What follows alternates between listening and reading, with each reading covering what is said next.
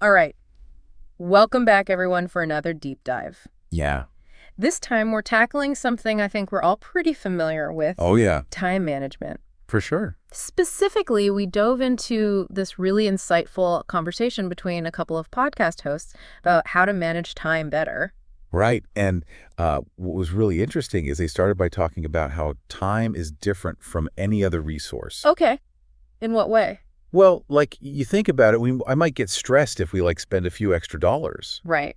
but then we just let hours slip away. Yeah, totally guilty of that. No, me too. How is it that we undervalue time so much? Yeah, they made this really interesting analogy comparing time to money or possessions. Okay. Those are things we can usually get back or replace Yeah. time, though. Yeah. It's gone. Yeah, you can't earn more time. Exactly. Once it's gone, it's gone. There's no going back. It's like every day I feel like I'm saying to myself, where did the day go? Yeah, yeah. It's like it just constantly slips through your fingers. And that feeling is actually they connect that Yeah. to needing good time management skills. Okay. Because if you don't actively manage your time, it's going to manage you. Yeah. And that's how you end up feeling overwhelmed all the time. Right, right. And you just wonder where all the hours went. Exactly. And so Okay. they actually referenced a Harvard study that found this link between time management and happiness. Oh, interesting. So it's not just about getting things done. It's like it affects how you feel overall. Exactly. Yeah, it's about that sense of control Okay. that you get from managing your time well. Oh, that makes sense. And just that feeling of accomplishment that you have after a really productive day. Right, because when you're productive, you just feel like you've achieved something. Right, exactly. You're like, yeah. yes, I did that thing. And that satisfaction comes from aligning your actions with your purpose. Okay. And that's actually a big part of their whole conversation. So instead of just trying to do everything, it's like figuring out what is actually important to you. Yeah, exactly. Whether it's your career, your relationships, personal growth, all of that. No. Having that clear sense of purpose, it's like this filter for your time. I like that. Yeah, it's like a compass that guides you through all the chaos. But with a compass, you can still get lost, right? Oh, for sure. And actually, especially nowadays. Right.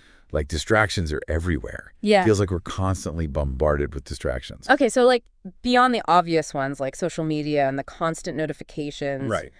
What else did they pinpoint as a distraction? Well, they talk about procrastination, Of course. which, we all know procrastination is a huge time waster. Yeah. But they also talk about something less obvious. Like that. Saying yes to things that don't actually align with your goals. Oh, that's a good point. It's so easy to feel obligated to say yes to things, Yeah. even if it doesn't really resonate with what you're trying to achieve. Right, right. Because we don't want to let people down. Exactly. But all of those little yeses, they really add up. Yeah, I can see that. And they can pull you away from what really matters. Right, so it's these hidden time thieves, basically. Oh, really? Stealing away our most valuable resource. Exactly. So we have this constant battle against these distractions. And without that sense of purpose, it's just so easy to get pulled in a million different directions. Mm-hmm. What did these hosts suggest we do about it? Well, one of their key recommendations was actually mindfulness, Okay. specifically learning to be present in the moment. I've heard so much about mindfulness, but Yeah. how does that actually help us manage time better? Well, it's not about ignoring the future. Right. It's about savoring the now while still planning for tomorrow. Okay. Think about how much time we spend just worrying Oh, yeah. about things that we can't control or dwelling on the past. Yeah, a lot, actually. Right. And being present actually lets you break free from that cycle. Oh, I see. And you can fully experience your life. That makes a lot of sense. Yeah. And they actually connected being present back to that feeling of fulfillment that we talked about earlier. Right. When you're really engaged in the present moment, you're much more likely to find joy Yeah. in even simple things. So it's not about cramming in as much as possible. It's Yeah. about experiencing time Exactly. in a deeper way. Yeah. Yeah. Finding joy in the process. Yeah, I like that a lot. And actually, they went through some key vocabulary. Oh, yeah. I noticed they kept coming back to certain words. Yeah, they did. What about prioritize? How did they define that? So they defined prioritizing as the act of deciding what's most important Okay. and then tackling those things first. All right. So if you have a mountain of tasks, Right. prioritizing helps you figure out what to focus on first. Yeah. And it's about making conscious choices about where to focus your energy. That makes sense. What about productivity? Did they have anything to say about that? Yeah, so they described it as being able to get a lot done Mm. in a certain amount of time. Oh, okay, but that's hard when you have distractions, right? Oh, totally. And so that leads right into their definition of distractions, Yeah, okay. which is anything that pulls your attention away from what you're supposed to be doing. Okay. And so these distractions can be external. Okay, so like a noisy environment? Yeah, exactly. Or like social media. Yeah, social media is a big one. Right. But then it can also be internal, Internal. Okay, like what? like those random thoughts that pop into your head. Right. Or procrastination. Okay, I see. Like anything that makes you lose focus. That makes sense. And then so to combat those distractions, they talked about having a schedule. Yeah, they defined it as a plan that outlines when certain things will happen Okay. and a well-structured schedule. Right. It really helps allocate your time for different tasks. So you're not just all over the place. Exactly. And you won't feel so overwhelmed. It's like a roadmap for your day. Totally. And finally, they talked about balance. Okay. And what was their take on that? So they defined it as finding that like equilibrium between different parts of your life. Okay. Like we can't pour all of our time and energy into one area and neglect the others. Right. It's like the classic work-life balance thing. Yeah. Making sure you have time for work and relationships Right. and like personal things too, Right. even just So- time to relax. And they think that finding that balance is really crucial for living a good life. It makes a lot of sense to me. Yeah. So before we move on and actually get into the strategies they talk about, I'm curious what resonated with you the most from this first part of our deep dive. Oh, that's a good question. What's sticking out in your mind in terms of like how you manage your own time? Or even just how you think about time? It's crazy how just having those vocabulary terms like reframes your whole perspective. Yeah, it's like they gave us a new language to think about it all. Totally. Okay, so now that we have the language, what about putting it into action? Yeah. Did any of those practical tips that they talked about stand out to you? Definitely, yeah. Oh, go ahead. What really intrigued me was they talked about setting realistic goals. Right. And so they suggest like focusing on maybe just one or two key tasks each day Okay. instead of trying to do everything at once. Yeah, the less is more approach. Right. I mean, that's time management 101, It makes sense. you know? And when we break down those bigger goals into those smaller steps, Right. it just makes it way less overwhelming. Right. And then you feel like you're actually accomplishing something. Yeah, it creates that positive feedback loop. Yeah, totally. And it encourages you to keep going. It's like, how do you eat an elephant? Oh, One bite at a time. ha ha ha. I like that. So they also talked about this thing called time blocking, Oh, yeah. which I have to admit I've never really tried before. So time blocking is where you basically schedule blocks of time for different activities. Right. So you're basically looking at your day like a visual calendar. Okay. Each block is dedicated to a certain task. So like maybe an hour in the morning for focused work Yeah, exactly. and then like 30 minutes to check email? Right. Okay. Exactly. And then maybe an hour for a creative project or So something. like almost like you're putting up these fences Yeah, totally. to protect your time from distractions. Exactly. And that's like the main benefit of it. Okay. Because you've already decided how you're going to spend your time. Yeah. You're much less likely to get sidetracked. Right.